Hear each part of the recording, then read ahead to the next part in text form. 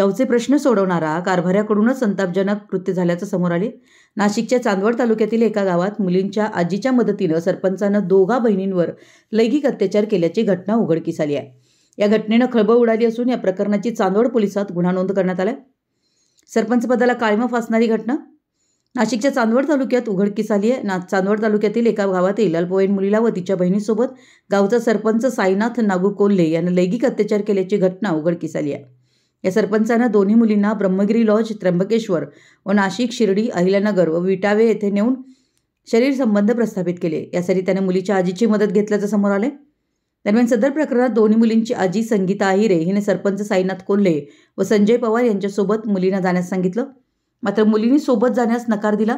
यामुळे आजीनं चिडून हातचापटीनं मुलींना मारहाण करून दोघींना चावा घेतला। इतकंच नाही तर शिवीगाळ, दमदाटी करून दोघींना घरात कोंडून ठेवलं होतं, अशी फिर्याद तक्रारदार मुलीनं चांदवड पोलीस स्टेशनला पोलीस निरीक्षक कैलास वाघ यांच्याकडे दिली।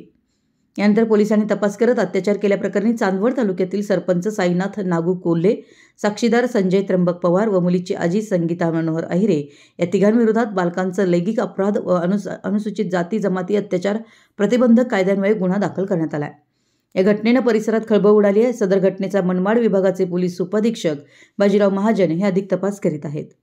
नाशिक प्रतिनिधी, मराठी एस न्यूज।